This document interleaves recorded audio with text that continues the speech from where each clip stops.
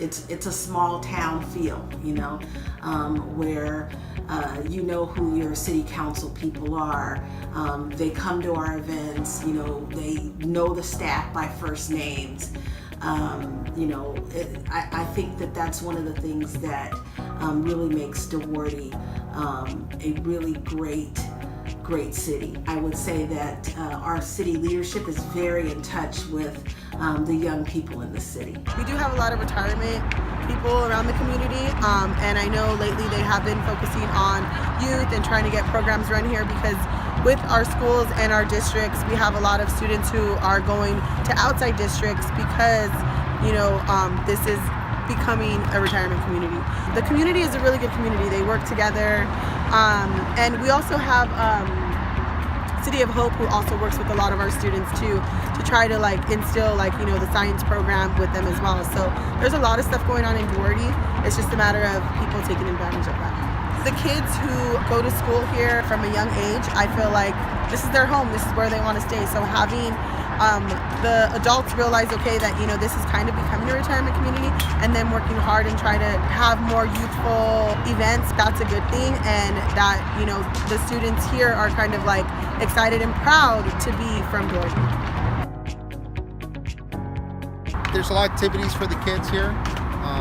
There's a lot of weekend kind of family get-together, stuff like that. So that's one of the things that they have food festivals. They have kids programs like arts and crafts, stuff like that. They have sports events, kind of showing them a little bit about different sports. I enjoy being here. Our boxing gym is at capacity, and so that's another challenge for us. We probably get anywhere between 40 to 60, 70 boxers in that gym daily. Yeah, and we have other people coming over from other gyms, and so that creates more people in that space. We currently have on the nice days, our kids are in the park, they're jumping rope right here in front of the building, they're in the hallways, and so being able to possibly expand, our boxing gym is something that, we've really been wanting to do for a very long time, so we're hoping that at some point, additional funding would come along that we would be able to do that. Well, I heard that they had a boxing gym here. I grew up here in Duarte, and I was interested in maybe trying to start to get the boxing program going. So that was, I think, 11 years ago. It was going on a few years before I got here. We've had several of our boxers travel around the world to compete in events and world title fights. We train 5 to 6 days a week. I think we're averaging probably between 40 and 50 boxers a month. And it is a good program for me. A lot of these kids are kind of at-risk kids, and the boxing program is great for them. The camaraderie you build, you got people here that they motivate you in a different way to push yourself. When it's not just 10 reps, you get hurt, you gotta stick it out for the rest of the round. So it's kind of like the dad is the head coach and the really loud uncle is Louie, our technical coach. I travel to Tahiti every year to fight, New Zealand, Mexico once, all of them around the United States. Yeah, it's like where I grew up, a lot of people went the wrong way with that and just kept me out of trouble.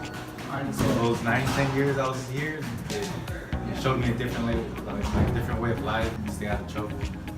This is where we started. This is what turned basically our negatives into positive, where I got kicked out of high school for fighting. I broke this girl's nose in high school, and she's like, I put you in boxing. You're done with volleyball and basketball. That's not what you're meant to be. She's like, you're going to be something. It's our own therapy. We don't need a therapist. This is our therapy. 75% are Hispanics, low income, and maybe the other 25% is mixed between, white American and Asian, Filipinos or some. Yeah, how to teach them how to eat healthy without spending a lot more money. They think that if they don't eat rice and beans, they're gonna spend super much money, and they don't. But they need to be educated. The resources for my patients, low-income population, are very scant. Like, for example, for medical patients, they have plans, and the plan provides nutritional counseling over the phone only. Like, then they do a follow-up maybe in a month, like, 15 or 20 minutes consultation over the phone with a nutritionist. I don't think it's enough. These kids needs to be seen more often. It needs to be involved, the parents too. What are they gonna buy in the grocery store? How they're gonna prepare the meals? A 10-year-old kid doesn't pretty much have that much say in the family. So that is a significant problem, is the access. Mental health is a big problem. 15% of the consultations are related to behavioral problems. You name it. ADHD, ADD, learning disorders, behavioral, like they don't behave, oppositional and defiant disorders. Medical doesn't allow us primary care physicians to put an authorization for these patients. So we have to send them to these type of clinics, and those clinics are run by interns of students that are there for very small period of time. So to resolve some behavioral issues, depression, for example, in teenagers, you need a really close relationship with your therapist. And these kids get a therapy for 3 months or 2 months, and then they get another therapy, and then so it's pretty random that they get one person that will treat them and get to know the family and all the challenges that they have.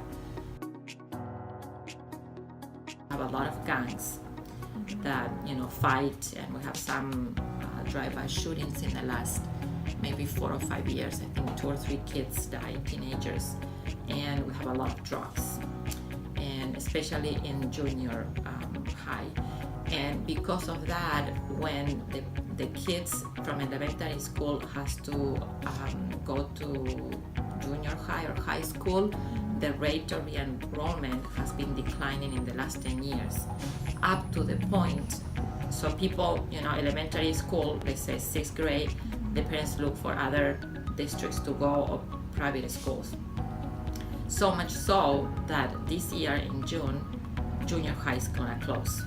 And the students are gonna stay in elementary schools until 8th grade, and then they're gonna transfer directly to high school because they don't have enough money to support the intermediate school here in Duarte because of all the problems and the decline of the re-enrollment. I'm seeing second generation means my patients are having babies and they're bringing the babies here. So it's very close. It's family, sort of a family model of healthcare. They're part of the family, and then we'll try to help them along the way. In the last year, Duarte has reduced crime by 14%. Multiple nutrition programs have encouraged healthy eating habits and exercise to reduce diabetes and obesity. Youth programs and recreational activities work to keep kids active and off the streets. Duarte is bettering the community through its involvement with the youth. The community, healthcare workers, and law enforcement are trying to prevent problems before they occur.